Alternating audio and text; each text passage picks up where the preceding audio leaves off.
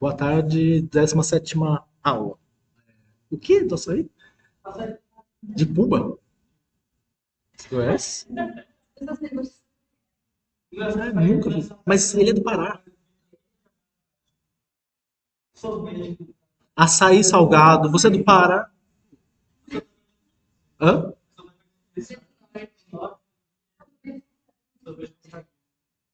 Eu já ouvi.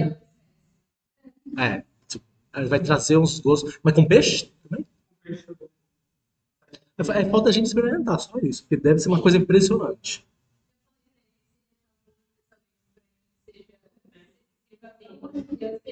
Você traz o peixe, ele traz o açaí, beleza.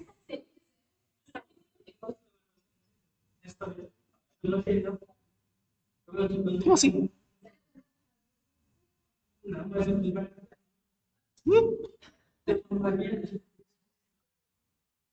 não, não, não, não. Você tem que não, você não foi. Você foi no mercado central daqui mesmo.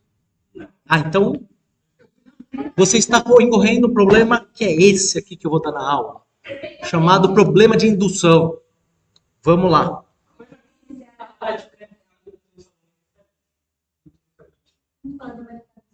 É que nem eu falando da tangerina, parece um preconceito da vida. Ah, esses aproveitam e vão comprar uma calculadora científica. Tá. Ó, a pessoa já tá gravando. Vai tudo pro ar. Já vai coisa pior, né? Tá, ok. Aqui a aula. A gente tinha acabado na parte de logaritmos e eu queria fazer algumas deduções. Deduções é aquela coisa que vai ser que se chama de demonstração. E ela tem tudo a ver com o método dedutivo de Descartes, porque daí você parte de premissas e você vai fazer um conjunto de raciocínios a partir de um conceito do tipo se, então. E daí você também tem a negativa dessa. A gente fez uma demonstração desse tipo, falando sobre a raiz quadrada de 2 ser não racional. Mostrou por dedução que negando tentando, na verdade, dando a negativa de que ele não consegue ser racional, significa que ele tem uma outra propriedade que a gente chama de números irracionais. Aqui são as propriedades que a gente vai usar bastante, porque já introdução vocês vão trabalhar com um conceito astronômico chamado magnitudes. E a magnitude, ela é uma grandeza logarítmica porque ela sai do processo visual. E aí, como eu falei para vocês, em psicofísica, ó, toda vez que tiver psicologia, tá? Em psicofísica, todos os nossos sentidos são logarítmicos. Fora o orgasmo, que é exponencial. Mas o decaimento é exponencial também. Bom, depende, né? Quando é múltiplo, bom, tá. Ok. Vamos para essa aqui. Atenção! Qualquer bobagem já estimula vocês. Tá. Regras. A gente tinha falado sobre propriedades de potência, elas estão totalmente relacionadas com o que a gente vai ver aqui, né? Quando a gente tem um logaritmo de um produto na base C, ele é equivalente à soma dos logaritmos na base C. Então, do termo A e do termo B. Como é que se dá a dedução disso? Vamos chamar log de A na base C de M, log de B na base C de N, e vamos fazer algumas substituições partindo da premissa. Então, qual é a premissa? É aquilo que você. Quem desenhou aqui na lousa quando vocês usam? Ah, você é a desenhista também. Isadora é a função. Isso, só mudou de posição, só de ladinho. Então, aqui tá. Eu posso escrever esta função log de A na base C igual a M como uma exponencial. Então, C elevado a M é igual a.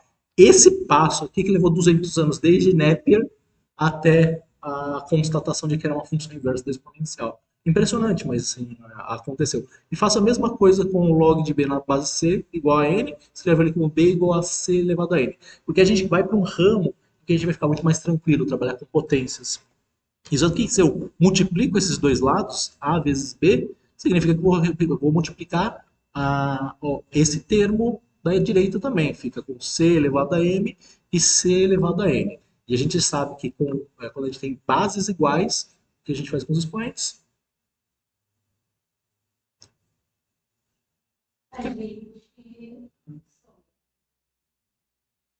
Você somaria.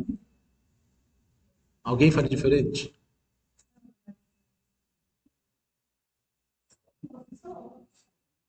Você também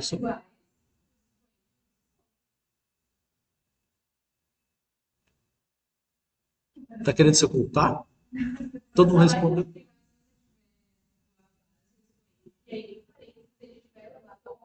É, tá. Era isso que eu queria dizer, mas não falou é só com essas palavras corretas.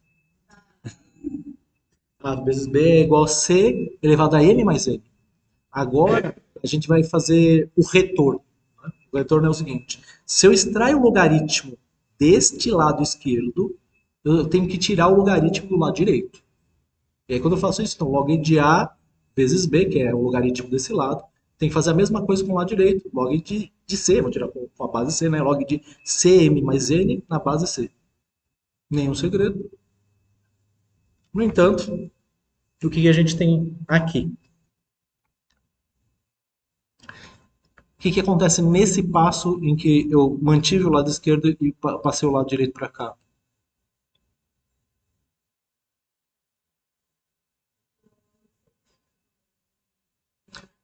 Né? Tirei, mas pensa comigo, o que significa fazer essa. O que significa fazer esta operação? Ela também não é uma potência? Isso aqui também não é uma potência? Na mesma coisa que eu tivesse escrito qual é o número, vou chamar isso aqui de x. Não é a mesma coisa que eu falar c elevado a x é igual a isso aqui?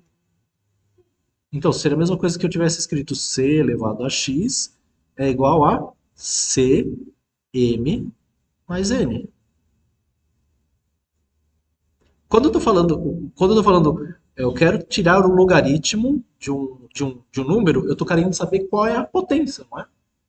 Então, como eu sei que c elevado a x é igual a cm, o que eu estou querendo saber é esta potência. Quem é a potência?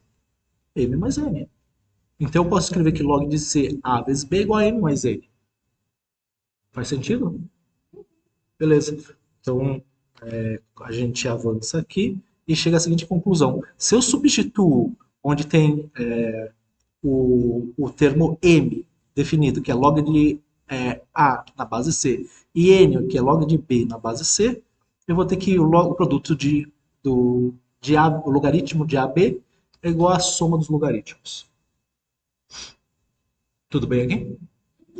No geral, o que se faz? Escola francesa, o que caracteriza muito a nossa universidade.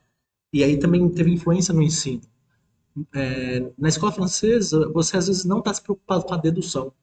Você vai direto para as aplicações. Não é aplicação prática, do tipo, estou falando que é assim, e vá, e faça.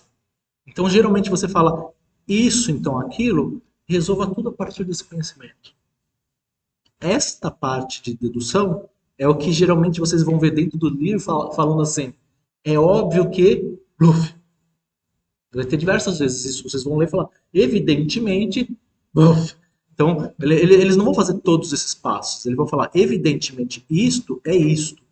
Supondo que é trabalho teu fazer essa dedução. Entenderam? Então não se frustrem, dependendo dos livros que vocês vão estudar, pode acontecer isso. Vocês pegam os livros de física mais básica, física A, B, C, 1, 2, 3, 4. Geralmente tem alguns passos de dedução. Mas daí vocês vão pegar os livros mais avançados para eletromagnetismo, o Jackson. Vocês vão pegar termodinâmica, o Rife. Vocês vão pegar esses livros, vai acontecer muito de que sai disso e já fala isso. Então vai ter um monte de passo embutido entre as falas, é, na esperança que você já conhecesse. Então pode acontecer o seguinte: você chegar e falar, olha, cara, eu não quero deduzir essa porra aqui, eu já vou admitir isso aqui, e vai sair a sua física. Só que você vai sentir um certo nozinho na garganta, porque fala, porra, eu não sei por que isso leva a isso. Talvez muitos de vocês já tenham passado pela questão do por que o negativo é positivo. E daí o que vocês fizeram? Embutiram e pá, negativo com negativo é positivo, ponto final. E vai funcionar. Mas lembre-se que existe esse processo chamado dedução, e aí vocês podem abrir. E muitas vezes ela é um processo demorado, complicado, mas é muito satisfatório. E aí, uma coisa que negativo, negativo da positivo.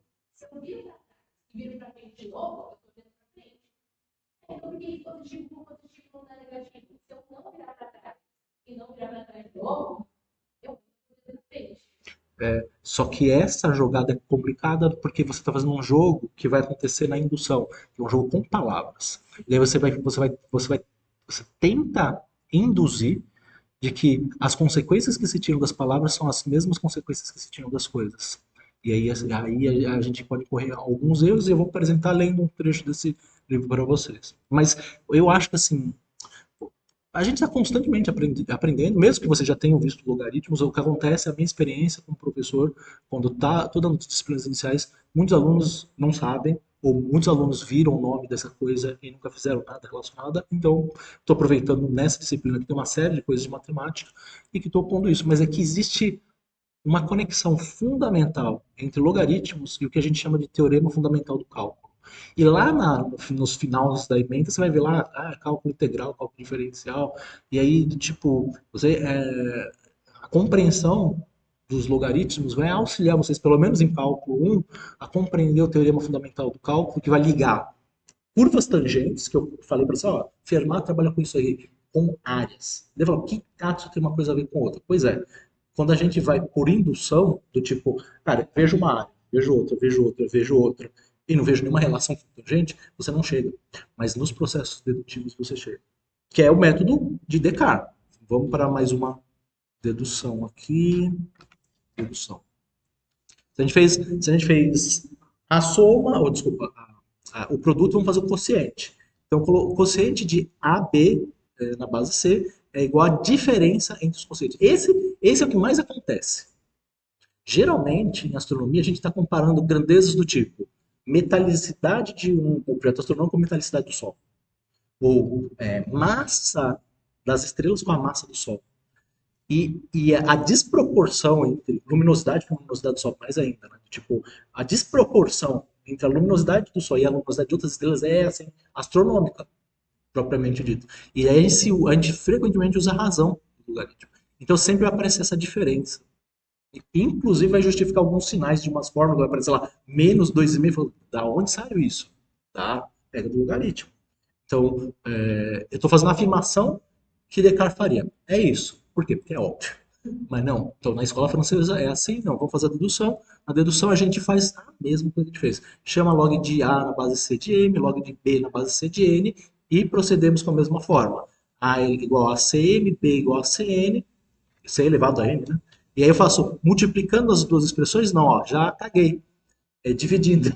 Eu caguei porque eu copiei do slide anterior. Cometi o erro da indução. Assim, dividindo. Cadê? Dividindo. Nem escrevo certo. Ctrl A, delete, corta, dividindo.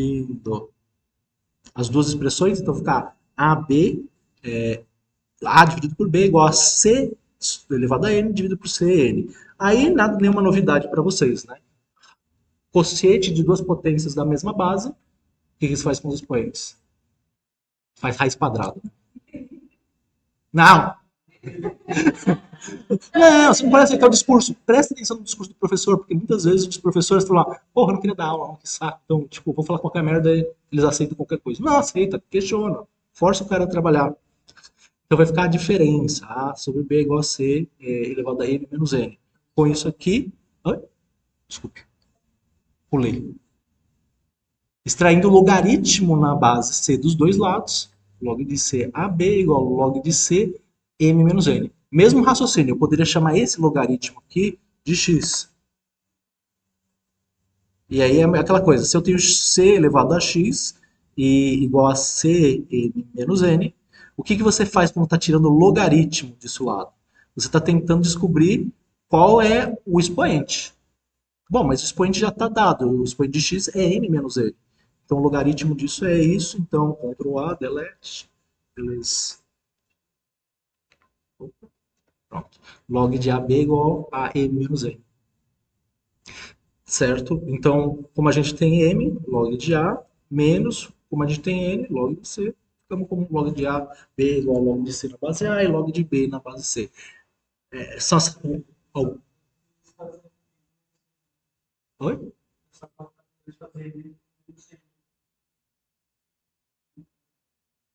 Só cortar por 2?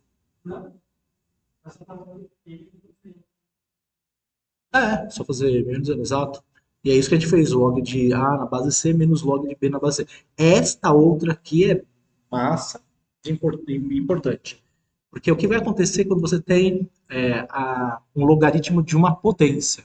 A elevado a B, é o logaritmo de A elevado a B na base C. Ele é a mesma coisa, bom, tipicamente, olha como a gente trabalha a memória. A gente trabalha a memória e a gente pensa assim, não, a dedução disso aqui é você pegar isso aqui e colocar acima. Não é, essa não é a dedução. Isso é uma técnica mnemônica de você lembrar que basta você passar esse B para frente vezes log de A na base C. Hã? É, olha, não é pecado, não é pecado, porque vai funcionar. Você não tá querendo se formar em logaritmos. Eu nem sei se existe alguma coisa nova para fazer. Sempre tem, sempre vai inventar. Mas você quer usar. Ela é uma ferramenta, não é o fim para você. Então você, passa para frente. Nós pensamos assim, mas no processo dedutivo não é. Né? Então, Ctrl A, delete, o segundo botão. Nesse caso, a gente vai chamar o logaritmo de A na base C de M. E assim a gente vai poder falar que o A é igual a C elevado a M. Tá.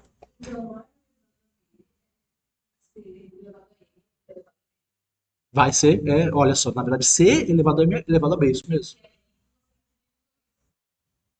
Não, não, não, não, não. Você tira o logaritmo dos dois lados. Ou seja, você vai ficar elevando os dois lados. Ó, aqui eu acertei estrela. Por B, você leva por B os dois lados, você fica AB. E aqui CM elevado a B. Que é a mesma coisa na regra da potência de N vezes B. Agora você tira o logaritmo. Na base C, né? Porque a gente quer mostrar essa relação na base C. A gente tira o logaritmo dos dois lados, daí você vai ficar log de AB, que é esse termo aqui. Esse termo aqui você vai ficar com log de C é igual a CMB elevado a MB. Agora, e aí, que diabo que a gente faz com isso aqui? Bom, é aquela. Caímos na mesma questão de sempre. Se isso aqui fosse x, é a mesma coisa que falar cx é igual a cm vezes b. O que o logaritmo faz? Ele quer nos fornecer a potência, que é x, mas a gente sabe que essa potência, o resultado dessa potência é mb, quando a gente tira o logaritmo. Então, quando a gente faz isso, a gente chega na logaritmo de a elevado a b na base c é mb. Fechou? Só substituir. B é isso. O B já está multiplicando aqui e multiplicando logo de A na base C.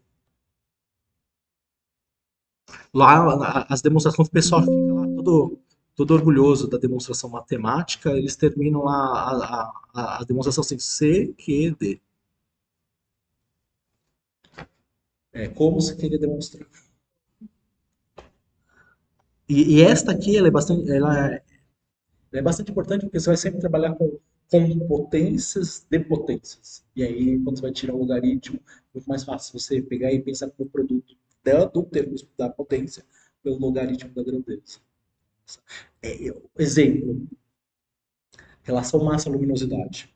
A relação massa-luminosidade é fundamental para vocês que gostam de cosmologia, mas para quem trabalha com a astrofísica mais elementar. Porque é o jeito da gente medir massa usando a luz.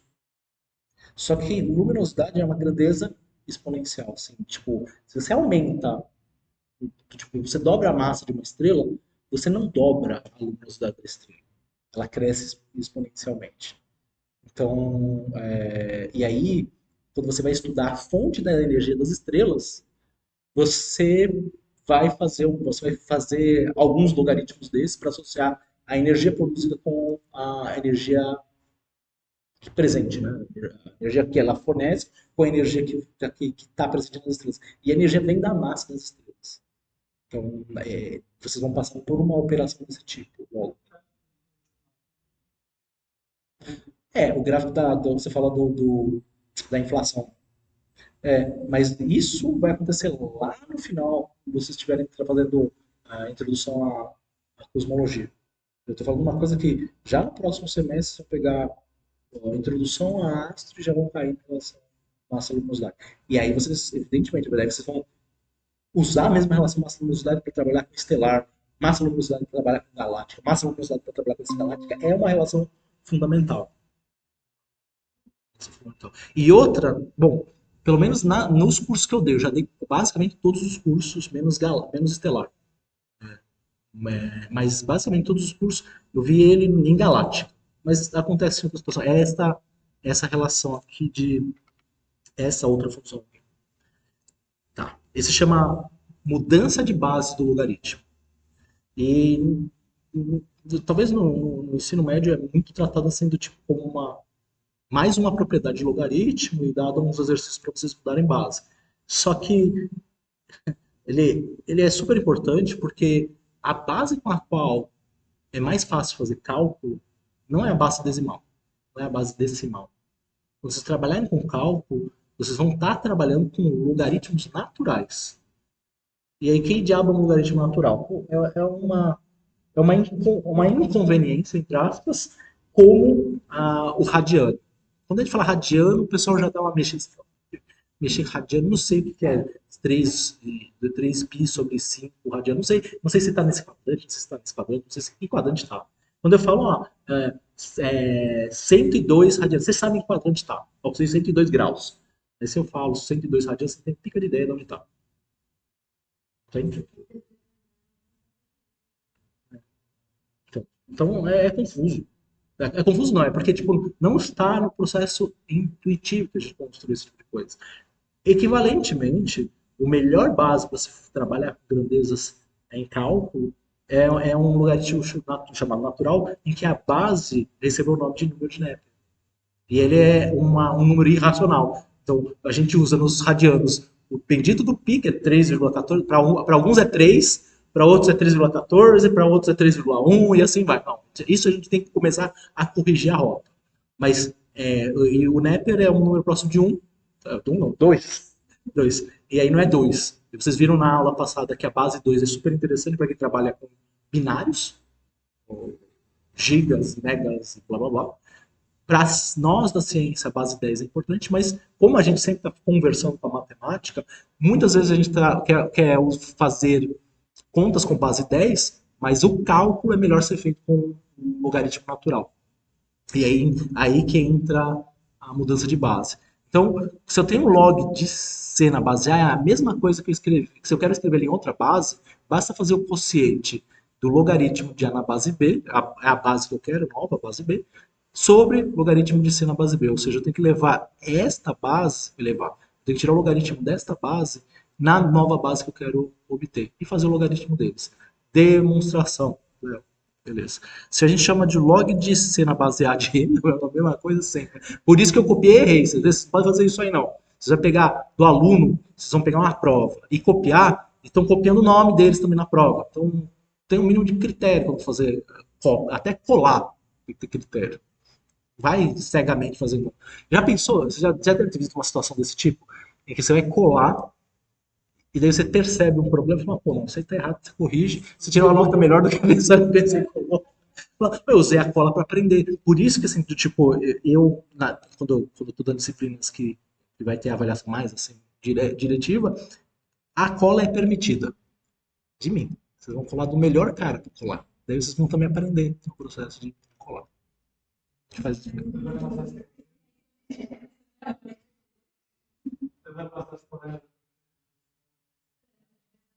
Né, eu vou estar do lado de vocês e falar, qual você tem dúvida?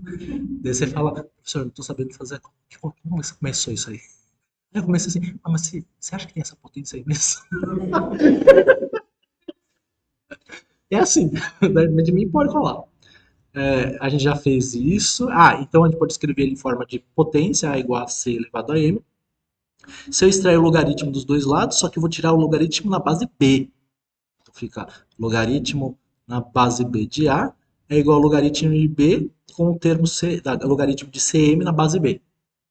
Fiz a mesma coisa dos dois lados. E a gente já usa aquela regra, né? Se eu peguei a potência, né, de uma potência, posso usar a regra mnemônica, que não é dedução, de colocar o m multiplicando, jogar o m multiplicando. Jogou o m multiplicando, ficou log de b na base A, o mesmo termo da esquerda, né? Mas foi m vezes log de b na base C. Pô, matou, né? Você passa a dividir. Esse logo é absolutamente de Descartes. Logo, você substitui log de b na base A, é log de B, log de A na base C, vezes log de C na base B. Passa dividindo os log de B do mesmo lado, portanto,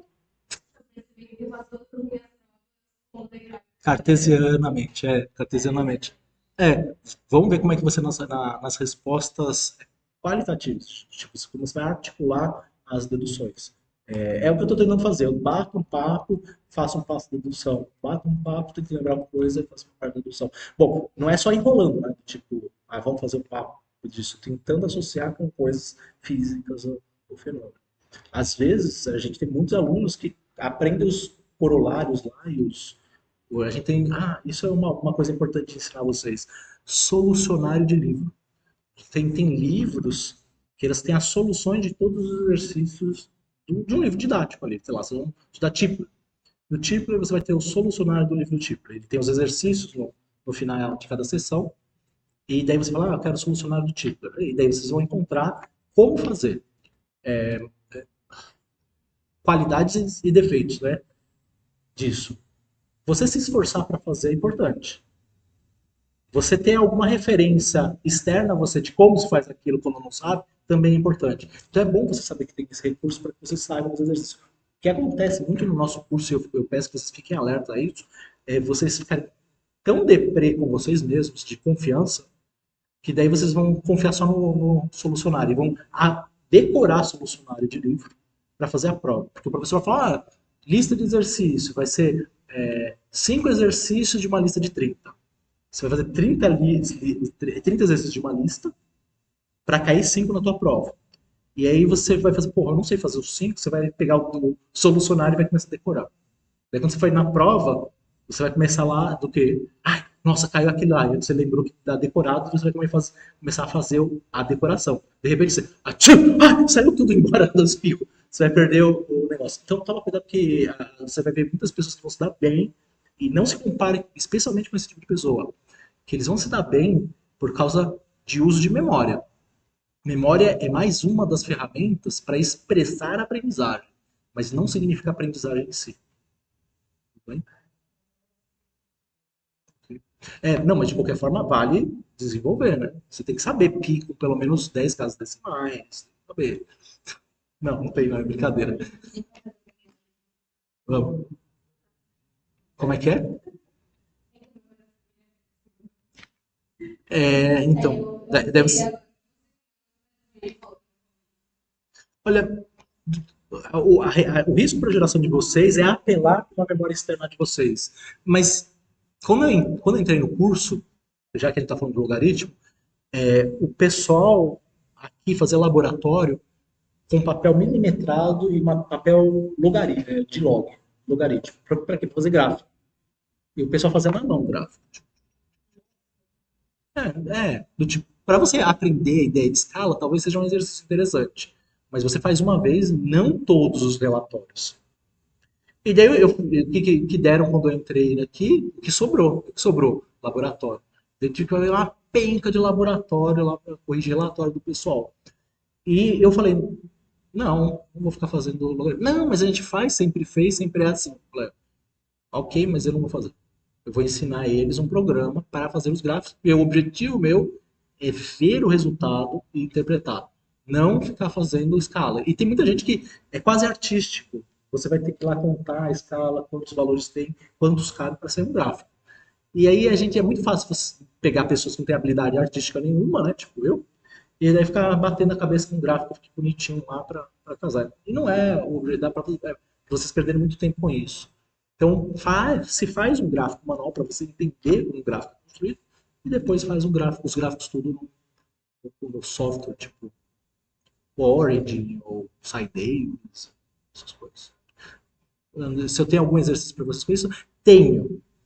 Eu tô enrolando vocês um pouquinho porque eu tô querendo entrar em Francis Bacon porque na próxima semana vai ser a reunião do grupo novamente, e aí já tem uma ementa meio que marcada, que vai vir professores de todas as áreas para vocês. Então eu praticamente vou dar aula, vou aproveitar o ensejo e daí vou mostrando a base curricular da astronomia. Isso. Mas daí, logo em seguida, quando consolidou, o pessoal tá vindo aqui, a gente vai fazer os experimentos. A gente vai fazer, às vezes, vou mostrar como o Galileu fazia as contas, e a gente vai fazer um experimento prático. Daí a gente vai poder usar um Sci-Davis, uma planilha eletrônica.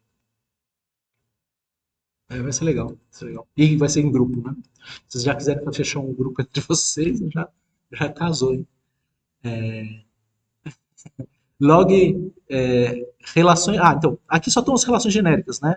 Todas as relações dos logaritmos e, definições que a gente usa para expressar. Tá? Ou seja, aqui só estão as deduções, todas as deduções que a gente já fez. E geralmente a gente escreve log de A na base 10, a gente não representa a base. Então a gente só escreve log de A. No entanto, em muitos livros de cálculo, vocês podem ver que log pode ser log natural.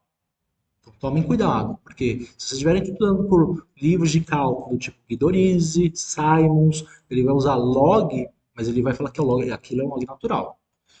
Nós, como físicos, definimos muitas vezes o log natural, que é o log na base E, o número neperiano, como ln de A, de log natural, né? Ln de A.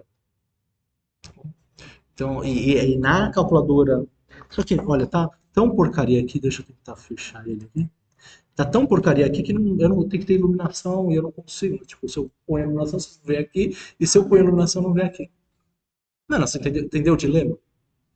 E- Hum? Ah, não, eu faço a conta com o quê? Com o nariz? Fala assim, ah, eu preciso pedir ajuda? Não, eu sou um cara independente. Eu quero ensinar independência pra vocês. Sofram sozinhos, não ficam fazendo os outros sofrer pra vocês. Se ela tiver com uma faca nas costas, o que vocês vão fazer? Vão sentir as costas ardendo também? Não, deixa ela sofrer sozinha. Não, não, mas eu tenho a calculadora aqui, né, com resolução melhor. Então, esse aqui é um log decimal. Tanto que se vocês olharem aqui, deixa eu ver se dá para fazer o zoom aqui. Não, dá aula. Tanto que vocês vão ver que o inverso do logaritmo você consegue com a tecla Shift. Então tá aqui, 10 elevado a x. Professor, dá para usar isso com potência de 10? Dá, e até fica mais bonitinho. Só que fica menos rápido. Então você vai apertar isso aqui, vai aparecer 10, e daí você só coloca o valor da potência e vai dar certo. O shift, né? Mas nem é isso que a gente tá falando, esse aqui é o logaritmo decimal. E do ladinho, ó, de ladinho, lembra? É mais gostoso, log natural. Log natural. Né? Ele está mostrando o inverso dela, exponencial elevado a x, e elevado a x. Essa aqui é sagradona. Essa vai esquentar no coração de vocês, porque ela tem uma propriedade que se conserva em todas as operações de integração e derivação, que é a base que vocês vão aprender no cálculo 1. Então, isso, né? Ela socorre todos. Massa. Então, pergunta, né? Eu até brinco com a calculadora e faço essa operação. Log natural de 1 na base 10. Qual vai ser o resultado de N? Eu estou ensinando como faz. Você digita log e 1. Ou seja, nesse caso é direto. Na calculadora do Windows, vamos ver aqui. Log está aqui, ó. Log decimal e log natural. Na calculadora do Windows, você tem que fazer. Tem calculadora que é assim. Você põe primeiro o número e depois aperta a função. Então, o que eu deveria fazer? Eu deveria apertar 1 e apertar o logaritmo aqui. Eu já sei que é logaritmo decimal, mas eu quero que você me fale quanto vai ser o resultado. Hã? Como sei lá? É calcular? Você está chutando? Não. Aham. 1 elevado a. Não. Isso. Isso, o Telequetos, calma, vamos só aproveitar o seu raciocínio. Então, significa que você pega esse 10, eleva a n, tem que dar esse resultado. Quanto é? Que número tem que ele elevar a base 10 para dar um? Hã? Massa, exato. Ou seja, n tem que ser zero.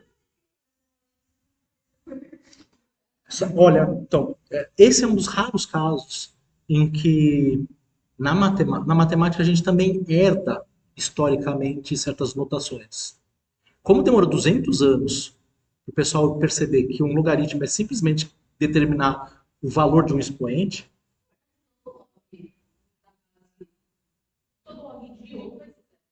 sim, ou seja, se eu aperto aqui o número log, eu só não vou conseguir apertar porque está no modo escrever, log zero.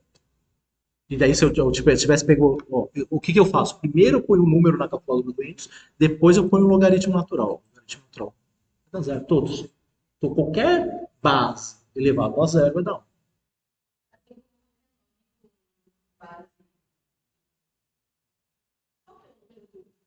Napier? Número de Napier. Ah, base, o número que está aqui, base. O expoente. Aqui dentro, logaritmando.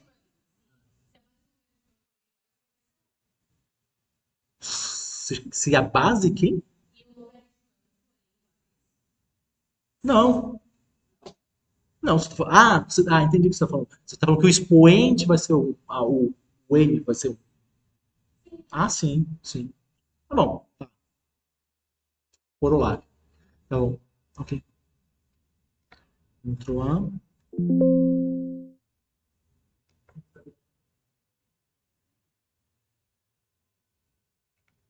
Mas não vai confiando nela só porque ela tá no grupo. Não confia.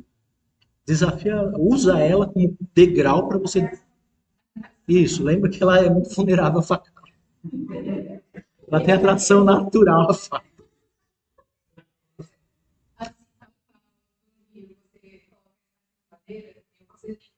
Sacada. Francis Bacon pode dar. Geralmente é confundido, mas não tem nada a ver. Roger Bacon, ele é de 1200 e blá blá blá, tem muito a ver com a física. Tá? Francis Bacon. Chico Toicinho também. Esse é o Chico Toicinho. O Chico Toicinho é inglês, né? Então, vai ver que nem significa a mesma coisa. Mas se vocês olharem os nomes das cidades em inglês e traduz, parece cidade brasileira. Whitestone, Pedra Branca. Né? Fala, porra, é só traduzir porque dá certo. Mas no alemão também não é tão ruim, não. Só que o alemão é difícil de ler. Você vai pegar uma palavra lá, ela é tipo notação de 10, da potência de 10, ela vai cair na próxima linha. Ou seja, você vai ver palavras que você usa, você corta duas vezes, né? Com a separação silábica, duas, três vezes.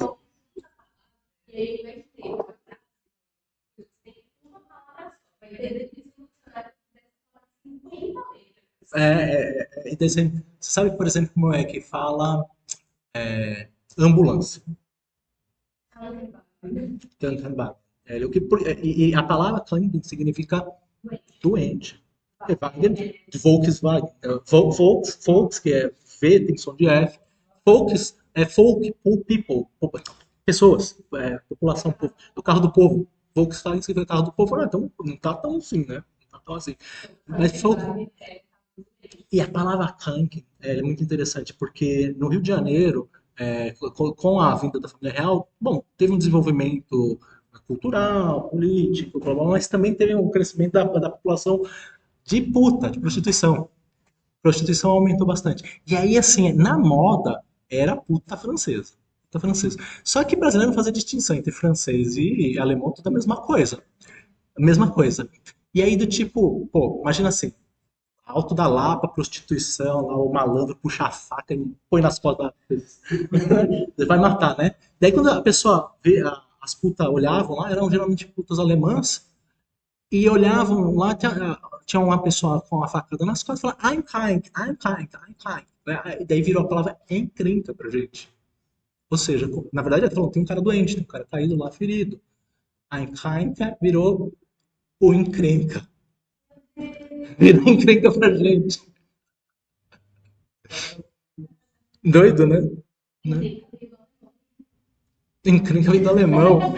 E que o pessoal pensava que era francesa, que a puta era francesa. Massa, né? É massa. A coisa, ela pode, assim, convergir para coisas que a gente nunca imaginou. É doido demais.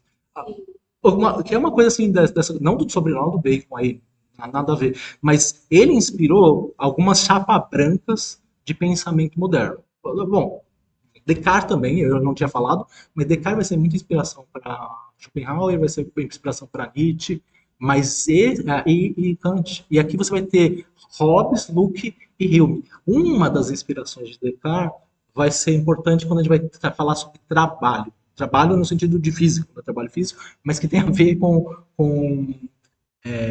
o que vai ser entendido como trabalho social, que é Hegel, que inspirou Karl Marx no conceito de trabalho deles. Mas veja, curiosamente, o conceito de trabalho vai vir antes na sociologia do que na física. Embora a gente defina tudo lá relacionado com as leis de Newton. Mas como a gente tem que falar de conservação de energia, a gente vai ter que falar sobre trabalho. E ele tenta sistematizar o método científico de uma forma muito mais palatável do que Descartes. Como? Bom, deixa eu colocar aqui. Ele pensava que a filosofia podia ter uma função técnica de você transformar, você distinguir verdades de mentiras.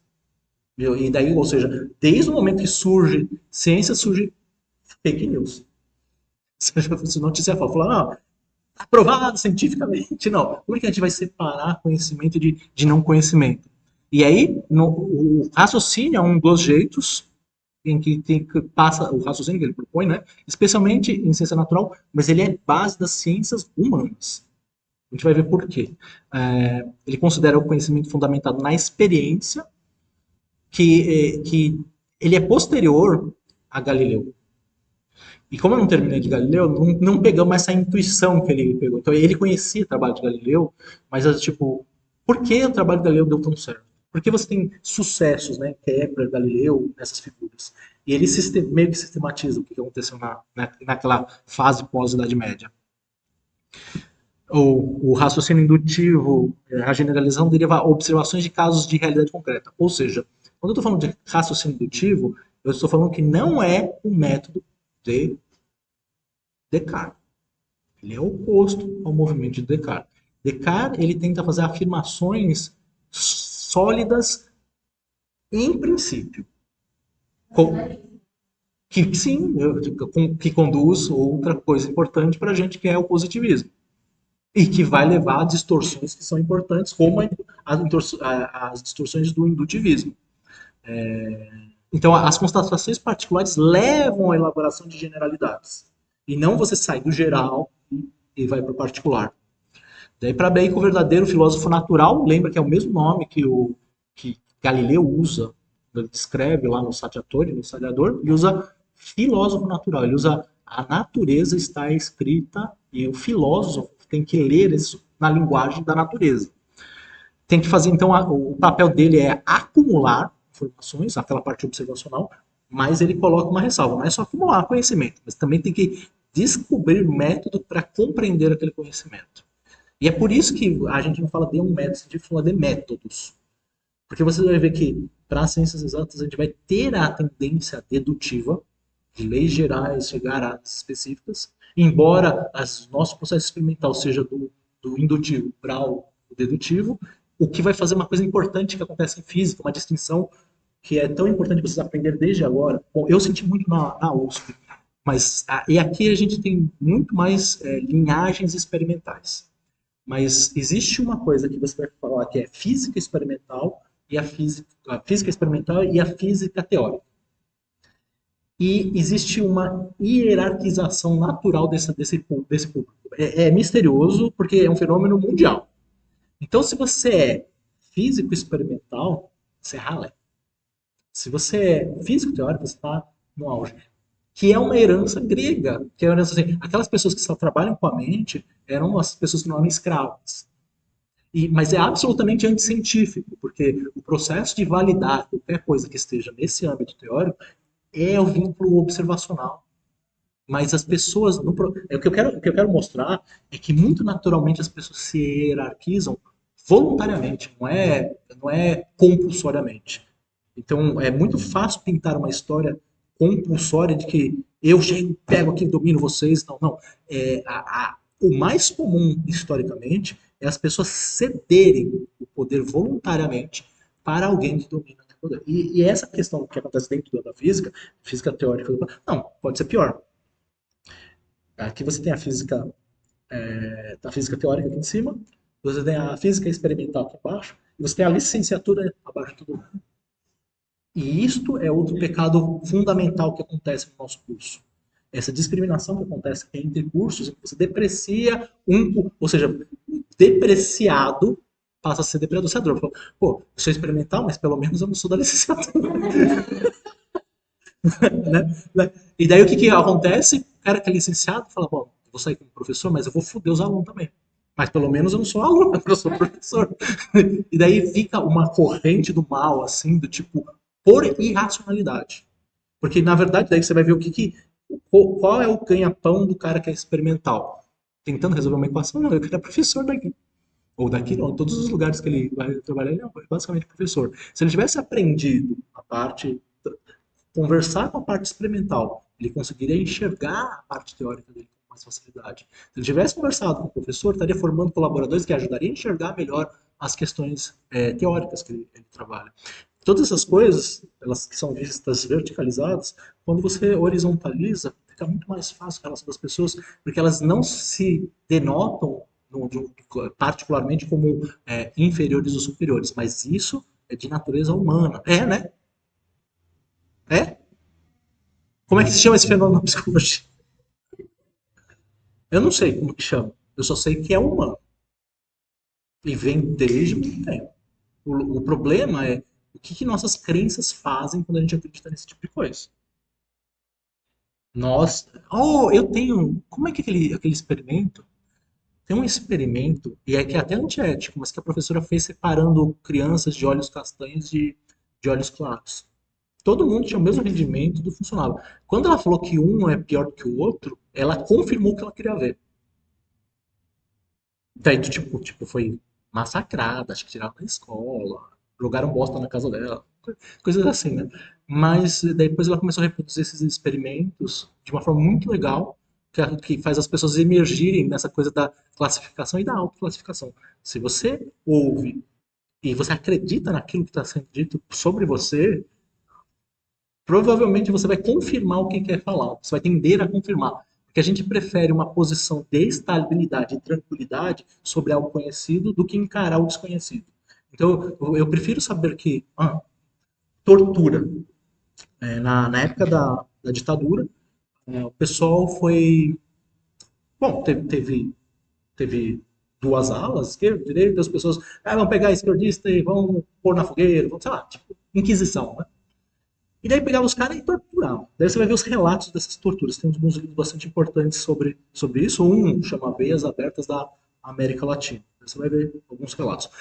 Uma coisa que é interessante nos relatos da dimensão psicológica era isso, assim, que, tipo, a pessoa que estava sendo torturada sistematicamente, todo dia. Daí via aquele lá, general lá, vou enfiar agulha na tua unha, tipo, vou arrancar seu dedo, vou puxar seu olho para fora, não sei o que é. Daí via sempre a pessoa um dia depois do outro.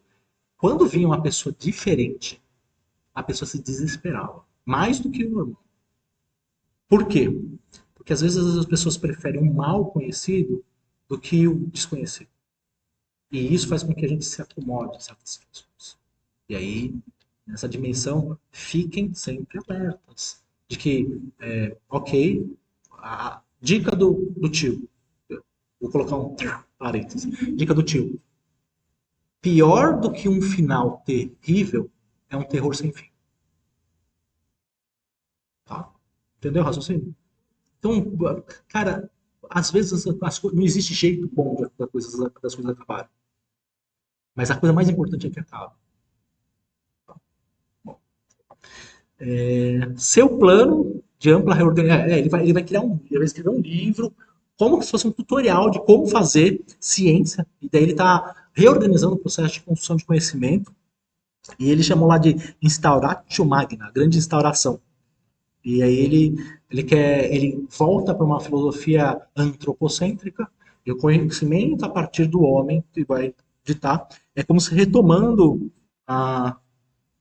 o princípio adâmico. O princípio adâmico era que quando Deus criou o homem, ele fala assim: vá e tome conta dos seus domínios e fala qual é a sua propriedade. Vai e vai dando nome para as coisas. Ah, é curioso, né? Tipo, a propriedade do homem chega e fala, eu vou chamar isso aqui de livro, vou chamar isso aqui de maçã, eu vou chamar isso aqui. É a primeira etapa do processo científico, é você classificar.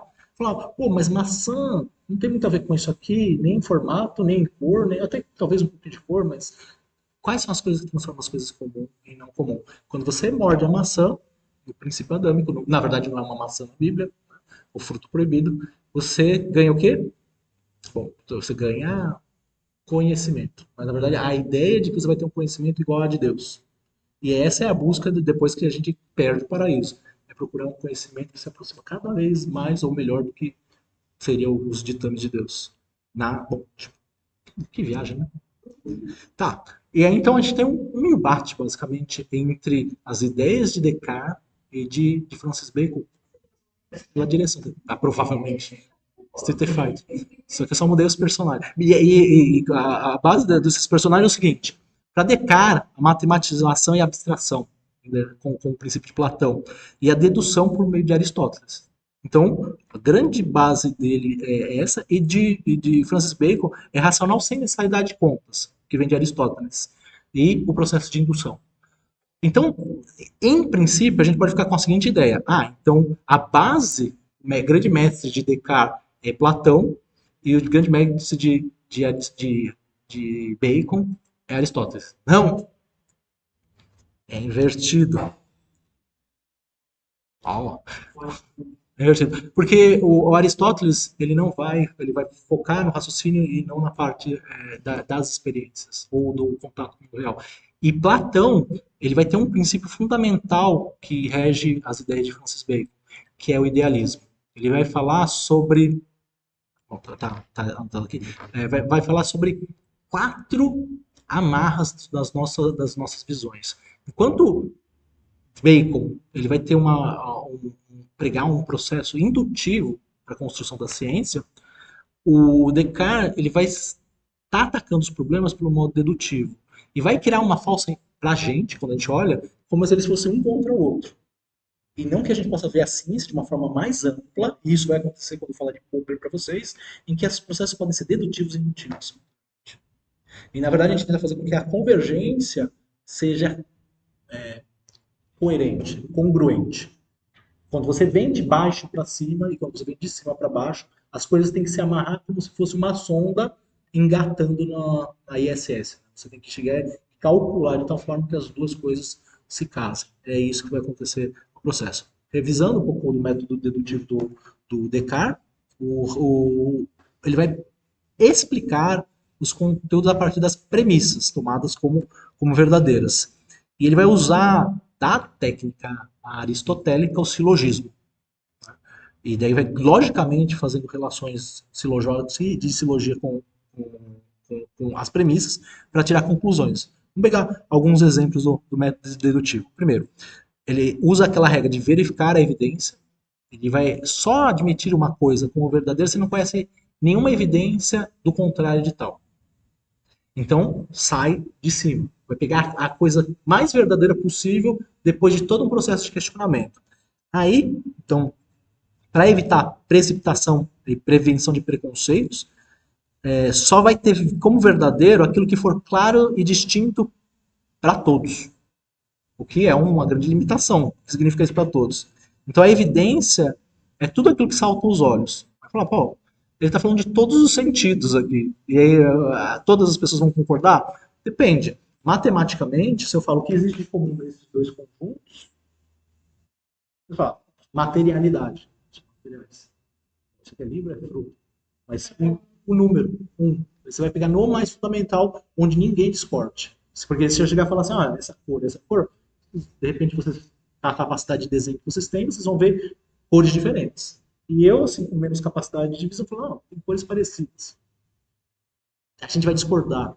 O processo de questionamento tem que ser tal em que você vai partir de bases em que todos concordam. E eu falei para vocês, existem instâncias em que a gente vai falar, cota não cota, Bolsonaro Lula, vai ficar trabalhando nessa coisa em que você não tem a visão mais ampla, o que as coisas têm em comum.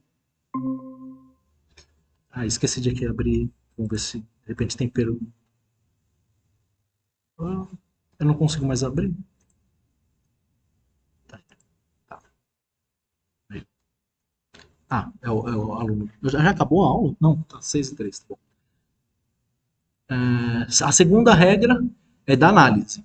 Lembra do processo de análise que parte de um preceito relativamente perigoso quando a gente está saindo de ciências exatas para ciências humanas.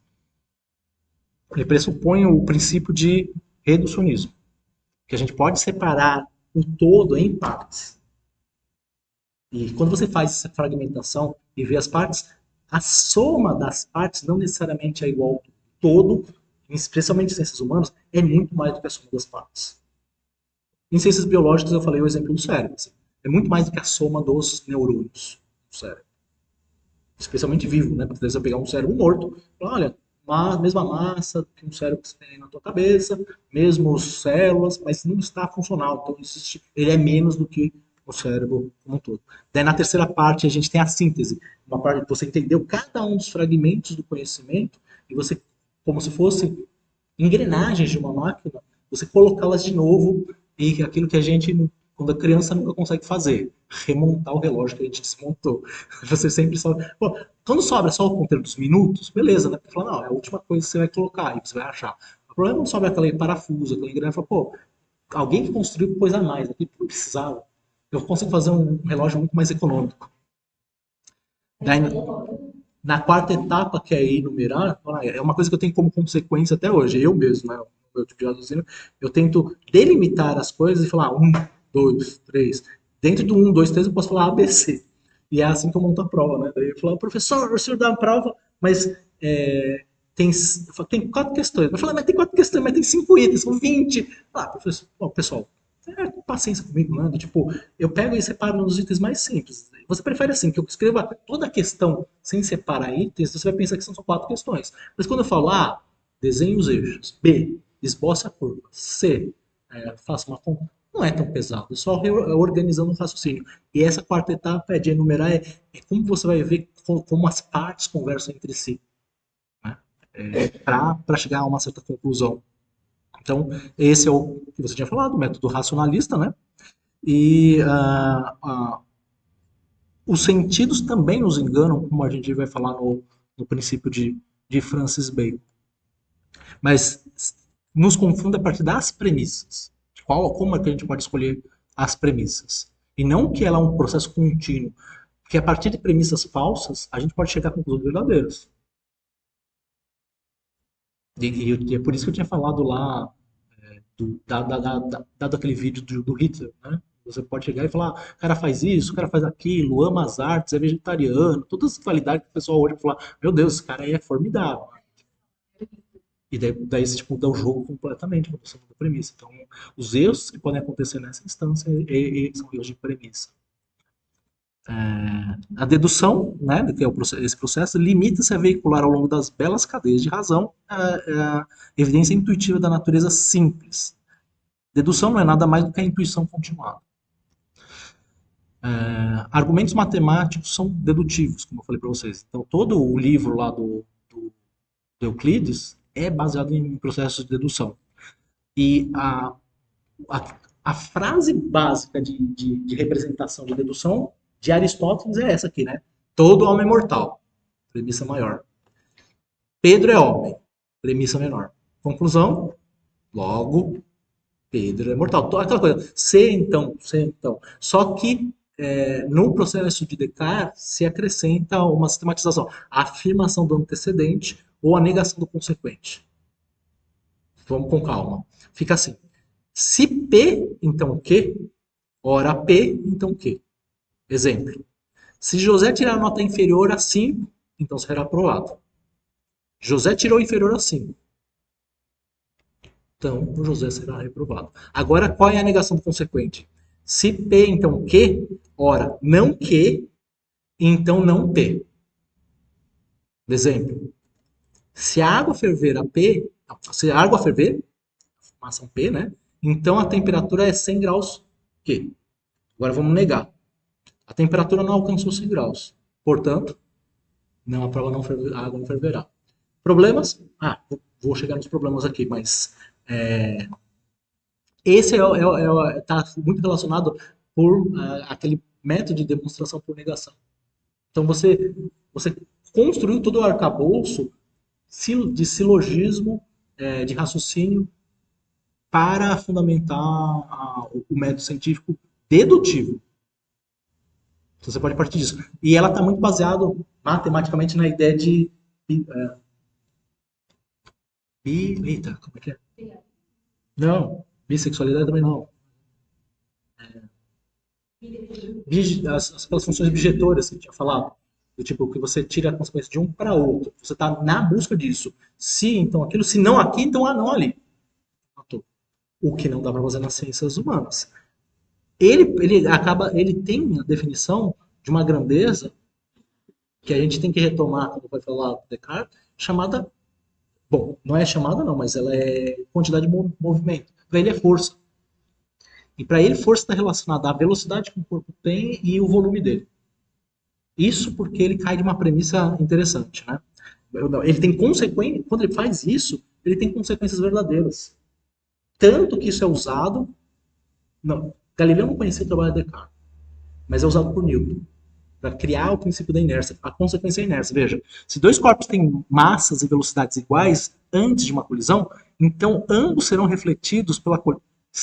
Então ambos serão refletidos pela colisão e reterão a mesma velocidade que tinham antes. Se você tem esse princípio, por quê? Não, porque a velocidade vai mudar se não tem nenhuma função que muda a velocidade. E se o volume também não vai mudar, e volume era entendido como massa por ele, e esse é o erro de Descartes de matemática. Ele não vai chegar ao conceito de força propriamente dito. Ficou para Newton isso. Se dois corpos têm massas diferentes em uma colisão, o corpo mais leve será refletido e essa velocidade ficará igual àquela do mais pesado. Essa valeria a pena trazer uma bola de basquete e uma bola de tênis do seu time. Tá? Porque fica bem evidente essa coisa da transferência dos movimentos. Mas como a gente vai ter uma sessão experimental em 2 semanas, eu vou guardar para isso. E isso tem o princípio de inércia embutido nela. Cada coisa permanece no mesmo estado a tempo que puder e não muda esse estado senão pelas ações das outras. A cada parte de matéria jamais contínua a mover, a cada parte da matéria jamais contínua, não, perdi, não continua a mover-se segundo a linha curva, mas sim segundo linhas retas.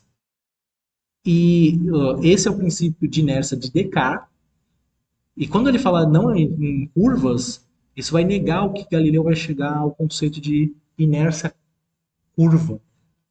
Fala, professor, mas não é muito óbvio que a inércia seja reta? Não, você vai ver que Galileu tem toda a razão do buito. E ele vai cometer um erro de dedução por causa disso. Porque ele faz experimentos e ele vê que o movimento mais fundamental são o movimento dos astros. Como eles são circulares na cabeça de Galileu, então o movimento que tem que prevalecer em todos os corpos, inclusive aqui na Terra, é o circular. E aí, quem resolve isso é Newton. Tem Descartes de um lado e Galileu do outro, que eu vou apresentar. Veja a teoria de contínuo de Descartes. Na teoria de contínuo de Descartes, você tem esse é um dos desenhos que está no livro do Descartes, do Discurso ao Método, e ele é aristotélico. Ele não acredita que exista vazio. Ele pensa que tudo é uma cadeia de coisas onde você aumenta e diminui a densidade dessas coisas, onde tem mais matéria. E daí você fala, nossa, que burro, hein? O cara fez tanta coisa na matemática. Fala, olha hoje em dia o que a gente pensa sobre a distribuição da matéria no universo. A gente está desenhando quase a mesma coisa que ele desenhava, só que usando o computador em uma simulação chamada simulação do milênio. Nessa simulação do milênio, você está falando que cada pedaço do espaço, mesmo que não tenha matéria, ela tem uma propriedade que é campo. Então, a gente tem hoje em dia um retorno a Aristóteles que chama aversão ao vazio, ao vácuo. Você não tem vácuo. Todo espaço é preenchido com alguma coisa. E essa alguma coisa, professor, mas campo não é matéria. Desde Einstein é. A partir do momento que existe energia naquela posição, uma onda eletromagnética que seja, essa onda eletromagnética tem energia. Se tem energia, tem massa. Capiche? Como essas coisas vão e voltam. Para Francis Bacon, o livro básico dele, né, que é o lá, o Instauratio Magna, ele cria 3 grupos de ciências, da onde a gente vai tirar boa parte das ideias que separa ciências humanas, ciências exatas. Mas olha o que ele tinha como ciência. Tinha a poesia e a ciência da imaginação, a história e a ciência da memória, separou tempo, mente, e a filosofia da ciência da razão, que vai estar associada às ciências exatas. Mas não só, evidentemente que você vai ter raciocínio em cada uma dessas coisas. E aí ele fala que para fazer ciência você tem que evitar os chamados ídolos. E quais são esses ídolos? Ele coloca em latim, que eu traduzo, mas eu não sei se eu traduzo bem, mas idolatribus, que é ídolos da tribo. Que é, ele faz com que você cometa um erro de generalização de casos favoráveis e omissão dos desfavoráveis. A gente tem o chamado viés de confirmação. A partir do momento que a gente está num grupo, mesmo tem um experimento que se faz lá em behaviorismo comportamental, que é assim: eu chego e faço um acordo com você, daí fala assim, tipo, vai chegar aí vamos tirar um sarro delas. Chegar, não pode ser só com você, pode ser um acordo com você. Eu faço um acordo com elas e falo, pessoal, vou chegar e falar, olha, tá vendo esse livro verde aqui? Então eu quero que vocês estudem esse livro verde. E daí eu falo, pô, qual livro que a gente tem que estudar? É o verde. Qual livro tem que estudar? É o verde. Qual livro tem que estudar? Quando eu apontar para você, a probabilidade de que você falar que é o verde, que tem que estudar, mas você vai falar, não vai questionar que isso aqui não é verde. Por causa da aceitação de grupo, a tendência é muito grande que você vá falar que isso aqui é verde, mesmo que não seja. Essa é o problema da indução pelos ídolos. Vocês dois têm ídolos. Você tem os ídolos da cosmologia. Você não tem ídolo nenhum? Tem seus ídolos também. Só vou descobrir. Qualquer coisa vale? Talvez tenha que nem eu lá. Que, tipo, não, nele Saturno. Então a gente tem uma fantasia do que é a coisa pela cultura em que a gente está inserida. E aí a gente pode ter cegueiras por causa dessa cultura. Ídolo especus. Especulo, né? Sabe qual é a ciência que estuda cavernas? Espectologia. Peraí, não é espeto, né? Mas especus ele vem de caverna. E aí tem tudo a ver com a história do mito da caverna de Platão. Então, entre os mitos, né, é baseado no mito de Platão, cada indivíduo distorce a realidade mantendo o homem preso em preconceitos e singularidades. Por isso que a gente sabe assim, que todo mundo de gêmeos é legal, todo mundo, mesmo quando tem a contradição aqui, não é. Mas, tipo, a gente se apela. Não, você não é gêmeo, você é câncer, né? Astrologicamente. Mas ela gosta de gêmeos astronomicamente ou astrologicamente? Ela gosta de gêmeos astrologicamente. Ué, você não fez o seu? A gente fez. Não tem efeito nenhum, rapaz. Era só para quebrar o mito. Era só para romper o mito. Na verdade, eu criei outro. Acontece. Né? Isso daí acontece muito com o mito da tribo. Né? Daí, idolafore, que é o ídolo fora do mercado. Mas melhor assim, traduzido como do mercado. É o que se aloja nas pessoas devido ao peso atribuído às palavras e nomes. Coisa que eu estou trabalhando com vocês desde a primeira aula. Então, daí eu falo assim, não, não, olha, típico novo, buraco negro. Não, buraco negro não pode falar buraco negro, porque você está denegrindo, porque você não pode usar a palavra denegrir, porque vem de uma raça que é oprimida e blá blá blá blá blá, e não tem nada a ver. Mas por quê? Porque as pessoas dão poder, é o ídolo do mercado. Porque você dá um peso de consequência às palavras e não ao significado delas. E daí você vai falar, criado mudo, não tem nada a ver com origem de escravo, nada. Mas daí você cria uma história que é o próximo ídolo aqui, ó. É idolateatre. Idolateatre é o ídolo do teatro. Você cria uma narrativa, você conta uma história e toma as verdades pelas histórias contadas e não pelas coisas em si, não os fenômenos associados. Então, erro associado ao enredo, filosofia e falseada de demonstrações. Falseada vem da mesma ideia, bom, a gente vai falar sobre falseamento, mas vem da mesma ideia dos sofistas. Os sofistas eram filósofos que usavam que Aristóteles combatia, que eram contratados para fazer discursos que eram atraentes e bonitos. Tipo propaganda, né? Tipo, você use arte, né? Tipo, você vai pegar pela mulher. Eu tenho essa propaganda muito louca, né? Cara, você dá umas perdidas, assim, tudo que a mulher pega, o cara quer falar, cara, você esfrega isso aqui dentro, você engole o negócio faz efeito. Falo por experiência, né? Isso aqui é Francis Bacon, faço por experiência. Eu bebi o negócio, né? E aí, ou seja, e ainda por experiência, né? Tipo, não seque seu gato no micro-ondas.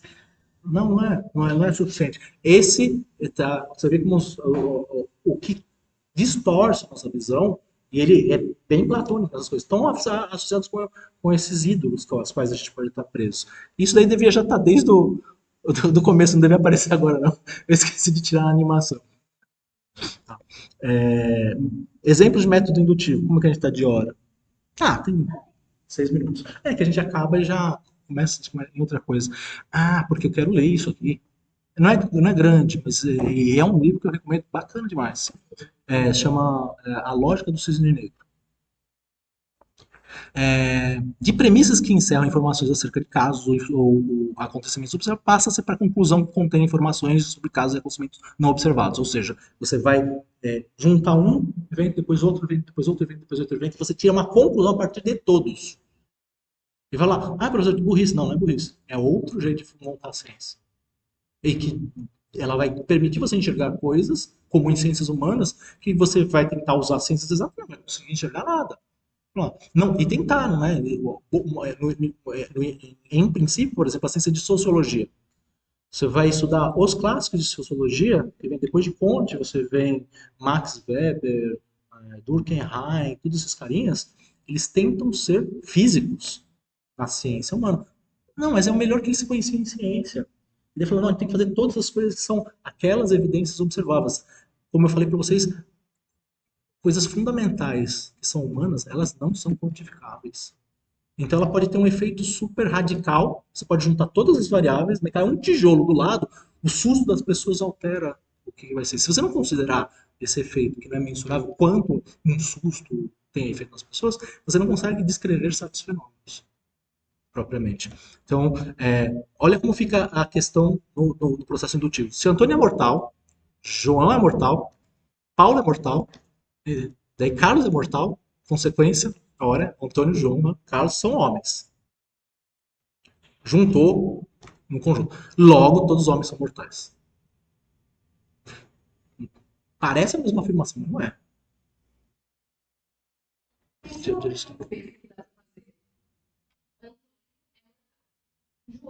Não é todo. Olha só que bacana. Não tinha pensado nisso, não. Mas você pode. Quando você está com. Tem explicação aqui. Vamos pegar assim. Cobre conduz energia. Zinco conduz energia. Ferro conduz energia. Cobalto conduz energia. Ora, zinco, ferro, cobalto são metais. Portanto, todos os metais conduzem energia. O exemplo é aquilo. Você vai fazer um experimento e o problema do controle da experiência. Você tem um babilônico chamado Manuel, e daí ele está fazendo uma experiência com baratas, e qual é o lance? Ele chega e ele fala, anda barata, é barata anda. Eu já não contei essa, não contei isso. Daí ele arranca uma pata da barata, fala, anda barata, e a barata anda. Arranca duas patas da barata, fala, anda barata, e a barata anda. Arranca uma outra pata da barata, anda barata, e a barata anda. Arranca outra pata da barata, anda. Arranca a penúltima pata, fala que a barata anda, ela dá umas giradas assim. Mas anda. Arranca a última parte da barata e fala, barata anda, ela não anda. Daí, conclusão do babilônico, barata sem pata fica surda.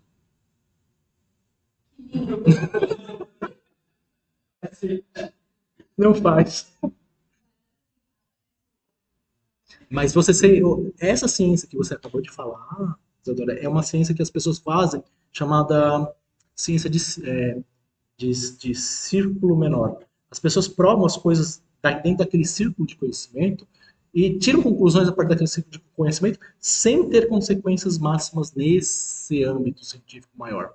Então daí as pessoas fazem um artigo para pessoas que estão falando a mesma linguagem que ela e chegam nessas conclusões completamente tortas. Porque ela não paga o preço de uma consequência geral, a não ser, a gente tem visto diversas dessas sociais. Deixa eu dar o exemplo do Francis Bacon com relação ao calor. Que horas?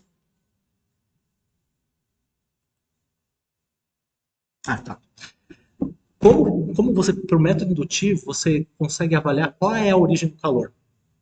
Eu pus uma tabela, indica, bom, é original do trabalho dele, não original, é digitalizado, presença, falta e grau. Vai avaliar essas demandas que são classificáveis e quantificáveis. E aí fala, olha, por exemplo, calor tem nos raios solares, tem nos meteoros, tem no relâmpago, tem no fogo. Não que o cara pôs a mão no fogo, mas tipo, cai um relâmpago, ele percebe que pega fogo, esquenta. Tem no fogo em si, né? Tem nos líquidos aquecidos, tem no esterco de animais, é exemplo da época, né? Esterco de animal.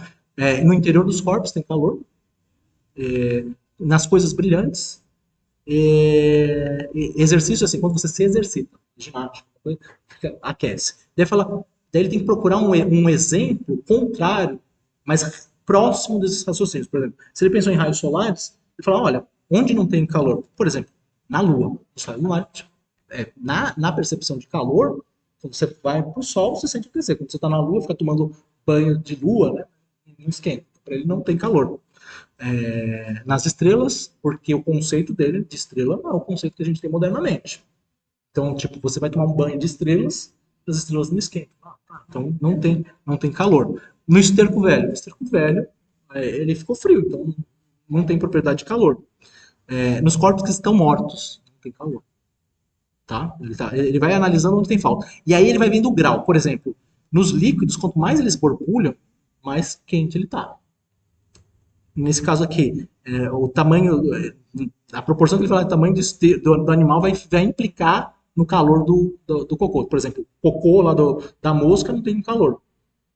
Por quê? Porque é pequeno. Mas veja, veja na filosofia da época, como o cara pensava. Quanto mais exercício você faz, mais tem. Daí você me lembra do que eu falei? Separar o conteúdo da forma. Ele vai ver quais são as formas. Ele vai olhar essas coisas e falar, bom, tem coisa que tem luz, tem coisa que tem movimento, tem coisa dele que separa aqui, né? Ele falou, ó, formas. Fogo, chamas, brilho, movimento e vida para ter calor. Ele separou o que existe de comum nas coisas mais essenciais em que se apresenta calor. Falou, tem vida? Ele falou, não. Por exemplo, lua não tem vida, então não deve ser isso. Brilho, tem que ter brilho? A lua tem brilho, mas esterco não tem. Então deve ser o brilho que gera calor. Daí chama. Chama não tem vida, não tem, e tem calor. Então você vai descartando uma a uma, e no final o que sobra por indução, que o calor que tem em todas as coisas estaria associado a movimento. Não se mexe, mas por isso que você descartou o efeito com o esterco velho. Então, no esterco, na questão, você já descartou a questão do calor para o esterco novo e o esterco velho. O momento que acontece é o movimento que você tinha associado ao momento que ele foi produzido e que se cessou com o tempo. Então, no processo indutivo, ele conseguiu chegar a uma coisa que a gente sabe hoje, indução. Ele conseguiu chegar que a gente sabe hoje que a temperatura dos corpos está associada ao movimento. Daí, regra do movimento da indução, observação do fenômeno, descoberta das relações entre eles e generalização da informação. Observo, aquelas coisas dos mortais, né? Verifico e generalizo. O problema da indução científica é apenas um caso particular do problema do conhecimento abstraído. A lógica do cisne negro, o problema da lógica do cisne negro é assim, na Europa sempre se conheceu cisnes brancos, porque nunca se observou cisne negro. Mas isso até a Idade Média. Porque logo, um tempo depois, com as grandes navegações, ou seja, a conclusão era um cisne branco, dois cisnes brancos, três cisnes brancos, quatro, todos. Você lembra? Um, dois, três, todos. Aconteceu. Só que quando eles foram para a Austrália, descobriram o primeiro cisne negro. O que aconteceu com a teoria do cisne branco? Ruiu. Então, uma teoria com uma única. Você nunca prova especialmente quando a gente está falando do processo indutivo, a gente fala de provas no processo dedutivo. Ah, eu vou provar que tal coisa a partir de tais premissas. Mas o problema sempre está na premissa. Quando a gente está no processo indutivo, você nunca prova coisa. Você sempre desprova. Você sempre pode falar que é falso, mas nunca pode falar que é verdadeiro. O fato de você observar um cisne branco a mais não significa que todos os cisnes são brancos. Aqui, o Nassim Taleb ele faz uma comparação com o Peru. Como é o Peru, né? O superfilósofo Bertrand Russell apresenta uma variação especialmente tóxica do meu choque de surpresa em sua ilustração do que as pessoas em seu ramo chamam de problema da indução ou problema do conhecimento indutivo, com letras maiúsculas devido às seriedades. Certamente, o maior de todos os problemas da vida. Como é logicamente possível irmos de instâncias específicas até alcançarmos conclusões gerais? Como sabemos o que sabemos? Como sabemos o que observamos a partir de certos objetos e eventos é suficiente para que tenhamos capacidade de descobrir suas outras propriedades? Essas são armadilhas embutidas em qualquer tipo de conhecimento adquirido por meio de observação. Imagine um peru que é alimentado diariamente. Cada refeição servida reforçará a crença do pássaro de que a regra geral da vida é ser alimentado diariamente por membros amigáveis da raça humana que zelam por seu melhor interesse. Essa é a conclusão do Peru. Como diria um político, na tarde de quarta-feira que antecede o dia de ação de graças, porque ele é naturalizado, ele é libanês, mas ele é naturalizado americano. No dia de ação de graças, algo inesperado acontecerá ao Peru. Para a gente seria o ano novo, o Natal. Ele está sujeito a uma revisão das suas crenças, só que ele fala do efeito exagerado. Se tem uma crença exagerada em uma coisa, o tombo que você vai tomar é muito maior. Porque você não está vendo que só existe, com uma única evidência derruba tudo. E é por isso que às vezes transvestem as descobertas do James Webb como uma derrubada do modelo do Big Bang. Você fala, olha, vou observar uma galáxia que tem idade maior do que o universo, então tá errado. Então, então. Tem mais de 3 bilhões de anos. Sim. Tudo isso. Sim, mas o lance é que não usa a reversa. Você pode ter um modelo, você pode ter um problema no modelo de evolução das estrelas. E aí, qual é a teoria que pode derrubar? Você tem que ver quais são os outros elementos a quais você está amarrado e que criam mais ou menos solidez. Você tem que juntar o indutivo com o dedutivo. Não pode chegar e falar de um lado só, negou e matou. Não é assim, não, que é o problema do erro de indução. Que foi descoberto? Ah, Plutão. E falaram, das duas, ou tudo que a gente sabia sobre gravação, do nosso conceito, ou o que a gente sabe está certo, e tem alguma coisa agora. Aí, daí o que você tem? Você tem hipóteses. E aí a pessoa trata a hipótese como se fosse a teoria. E fala, não, a hipótese beleza, então vamos colocar uma matéria escura, o Leverrier, porque isso foi cálculo do Leverrier, não foi com o Plutão, foi com o modo fantástico como foi descoberto Netuno. Netuno. Por quê? Urano foi descoberto observacionalmente, tipo, Herschel estava com o telescópio, varreu, descobriu. Opa, legal. Só que eles calculavam a posição que ia estar Urano periodicamente e tinha um erro, assim, tipo uns 100 anos ali tinha um atraso, 100 anos depois tinha um adiantamento. Atraso e adiantamento. Que cato é esse? Daí você cria hipóteses, teorias. Teoria ela narra tudo. E a hipótese do planeta. E aí, olha só que massa. Ele fez, e é a consagração da mecânica clássica, porque daí ele consegue, por cálculo, prever a posição do Netuno, que foi chamado de Netuno depois. Ele estava concorrendo com o inglês, Adams, lá, o Leverrier, e conseguiu calcular a posição. Aí, Leverrier viu que tinha um problema na órbita de Mercúrio, que ele também tinha uns atrasos, um adiantamento periódico, assim, e o PRL ficava mudando, assim. E o que ele falou? Se, então. Se tem um planeta lá além, talvez tenha um planeta mais próximo do Sol, difícil de observar, porque Mercúrio é visto poucos dias do ano, porque ele sobe um pouquinho, está muito próximo do Sol, e desce para você ver durante a tarde. É ruimzinho de observar. Daí então tinha poucas observações. Se tem um planeta que está mais próximo do Sol, fica mais difícil de observar. Então nunca ninguém tinha detectado. Daí ele falou: se então tem um planeta que deve estar existindo entre o Sol e Mercúrio, chamado o planeta em. Ele deu um nome para esse planeta já, falou: vou dar um nome aqui, já se descobrir é meu. A gente já tratou como isso. Porque a gravitação era tão sólida para ele, ele manjava tanto das leis de Newton, falou, não, isso pode ser gravidade. Daí o que ele foi lá, fez as contas lá e calculou qual seria a órbita do planeta e para todo mundo procurar o planetinha lá. O nome que ele deu ao planeta era Vulcano. Você conhece Vulcano? Vulcano é o planeta do Spock na Jornada nas Estrelas. Nem sei se você sabe Jornada nas Estrelas, nem se sabe o que é Spock. Isso! Não, não é possível. Esse seu tio aí, meu Deus. Star Trek é Vulcano. E aí, ele fez C, então, o que aconteceu com o C, então, dele? Tinha planeta? Não.